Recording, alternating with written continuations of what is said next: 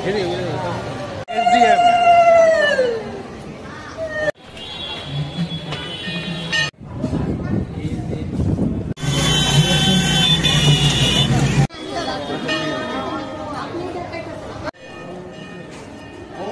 আরে আশীর্বাদ করে দাদা হাতটা পিছিয়ে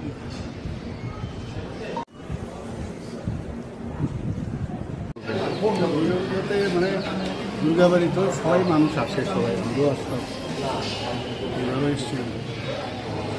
ওদের মানুষের মধ্যে একটা উৎসাহ আনন্দ আছে, ভগবান ছাড়া কিছুই হয় না। দুর্গা পুজো তো বাঙালিদের জন্য, এখন তো শুধু আগে ভাবতাম বাঙালিরাই বুঝি দুর্গা পুজো, এটা তো এই দুর্গাবাড়ির ইতিহাস তো সবাই জানে। মহারাজাদের আমল থেকে এখানে পুজো হয়, জাতি জনজাতি দুর্গা পুজো, এবং সবাই ভগবানের কাছে প্রার্থনা করে যেন সবাই সুস্থ থাকে, শান্তিতে থাকতে পারে, এবং দুবেলা যেন খেয়ে থাকতে পারে মিনিমাম। সবাই চাই উন্নয়ন।